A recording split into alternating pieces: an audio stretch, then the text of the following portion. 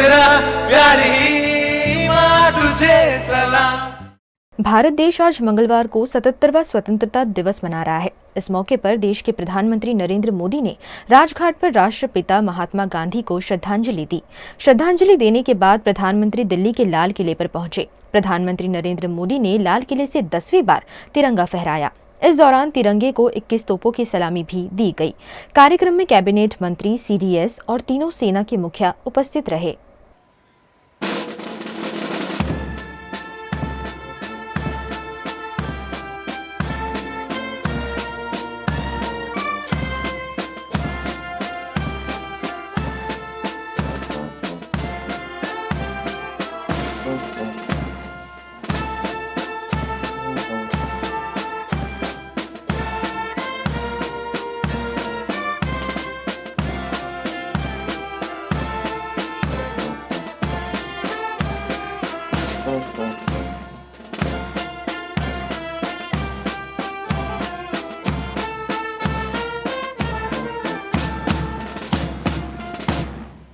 लाल किले से प्रधानमंत्री मोदी ने 90 मिनट की स्पीच दी। इस दौरान पीएम ने मणिपुर हिंसा रिफॉर्म्स पर बात की। साथ ही अपनी सरकार के कामों का 10 साल का हिसाब भी दिया। राजनीति से परिवारवाद, भ्रष्टाचार और तुष्टीकरण जैसी 3 बुराइयों से मुक्ति की प्रधानमंत्री मोदी ने अपील भी की। मेरे प्रिय 140 करोड़ परिवारजन,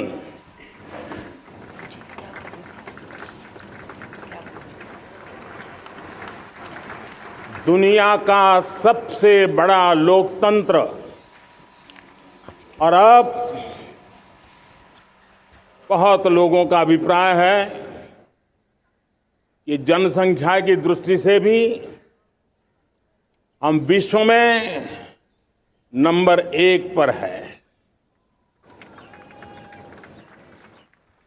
इतना बड़ा विशाल देश, 140 करोड़ देश के मेरे भाई बहन, मेरे परिवारजन आज आजादी का पर्व मना रहे हैं। मैं देश के कोटि कोटि जनों को,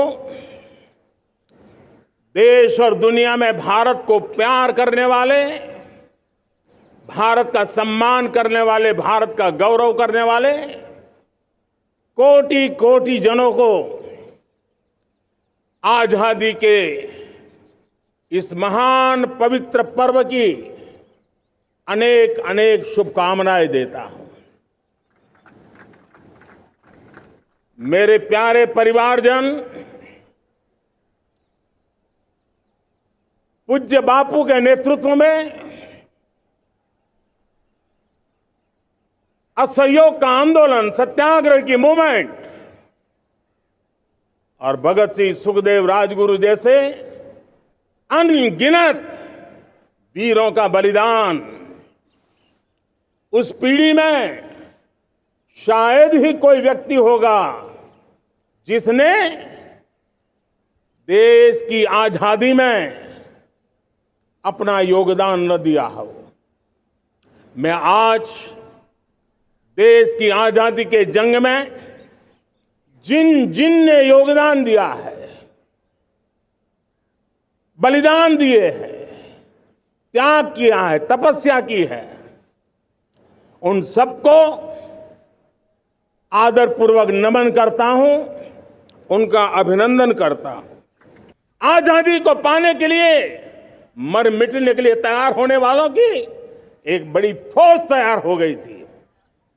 जेलों में जवानी खपाने वाले अनेक महापुरुष हमारे देश की आजादी को, इन गुलामी की बेड़ियों को तोड़ने के लिए लगे हुए थे। मेरे प्यारे परिवारजनों,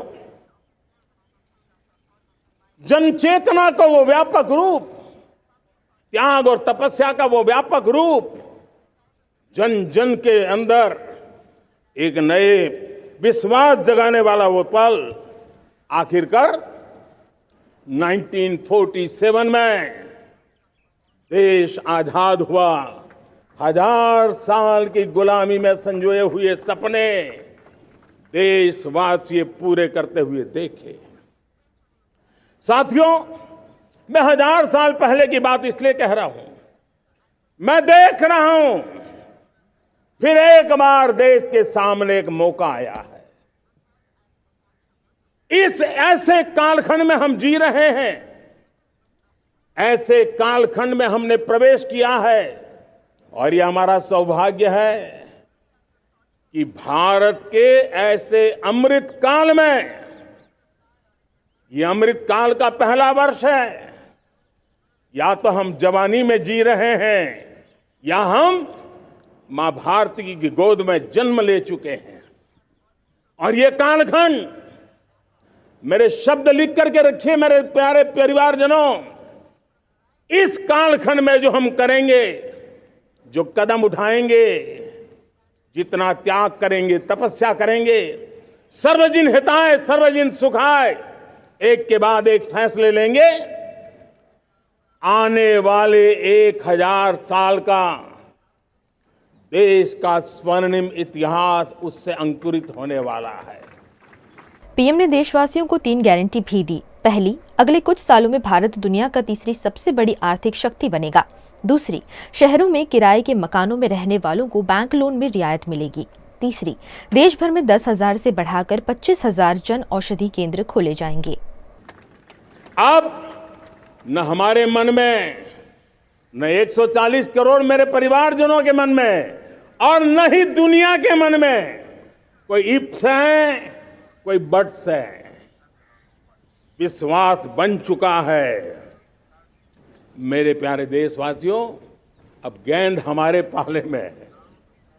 हमें अवसर जाने नहीं देना चाहिए, हमें मौका छोड़ना नहीं चाहिए।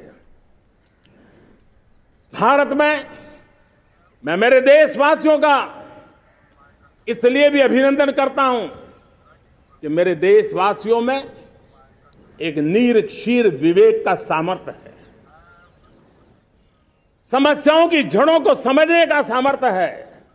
और इसलिए 2014 में मेरे देशवासियों ने 30 साल के अनुभव के बाद तय किया कि देश को आगे ले जाना है तो स्थिर सरकार चाहिए, मजबूत सरकार चाहिए, पूर्ण बहुमत वाली सरकार चाहिए। और देशवासियों ने एक मजबूत और स्थिर सरकार बनाई। और 3 दशकों के जो अनिश्चितता का कालखंड था, जो अस्थिरता का कालखंड था, जो राजनीतिक मजबूरियों से देश जकड़ा हुआ था, उससे मुक्ति मिली है। आपने ऐसी सरकार फॉर्म की कि मोदी को रिफॉर्म की हिम्मत आई। और जब मोदी ने एक के बाद एक रिफॉर्म किए तो मेरे ब्यूरोक्रेसी के लोग, मेरे लाखों हाथ पैर जो हिंदुस्तान के कोने कोने में सरकार के हिस्से के रूप में काम कर रहे हैं, उन्होंने ब्यूरोक्रेसी ने ट्रांसफॉर्म करने के लिए, परफॉर्म करने की जिम्मेवारी बखूबी निभाई। और उन्होंने परफॉर्म करके दिखाया और जनता जनार्दन जुड़ गई तो वो ट्रांसफॉर्म होता भी नजर आ रहा है। और इसलिए रिफॉर्म, परफॉर्म, ट्रांसफॉर्म, ये कालखंड अब भारत के भविष्य को गढ़ रहा है।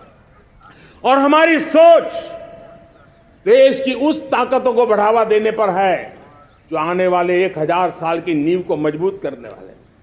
दुनिया को युवा शक्ति की जरूरत है, युवा स्किल की जरूरत है। हमने अलग स्किल मिनिस्ट्री बनाई, वो भारत की आवश्यकताओं को तो पूरी करेगी, वो दुनिया की आवश्यकताओं को पूरी करने का भी सामर्थ्य रखेगी। मणिपुर पर प्रधानमंत्री मोदी ने कहा कि पिछले कुछ सप्ताह विशेषकर मणिपुर में जो हिंसा का दौर चला, कई लोगों को अपना जीवन भी खोना पड़ा। मां बेटियों के सम्मान के साथ खिलवाड़ हुआ, लेकिन कुछ दिनों से लगातार शांति की खबरें आ रही हैं। मेरे प्यारे परिवारजनों, पिछले कुछ सप्ताह नॉर्थ ईस्ट में, विशेषकर मणिपुर में और हिंदुस्तान के भी अन्य कुछ भागों में, लेकिन विशेषकर मणिपुर में जो हिंसा का दौर चला, कई लोगों को अपना जीवन खोना पड़ा। मां बेटियों के सम्मान के साथ खिलवाड़ हुआ, लेकिन कुछ दिनों से लगातार शांति की खबरें आ रही हैं। देश मणिपुर के लोगों के साथ है। देश मणिपुर के लोगों को पिछले कुछ दिनों से जो शांति बनाए रखी है, उस शांति के पर्व को आगे बढ़ाए और शांति से ही समाधान का रास्ता निकलेगा। और राज्य और केंद्र सरकार मिलकर के उन समस्याओं के समाधान के लिए भरपूर प्रयास कर रही है, करती रहेगी।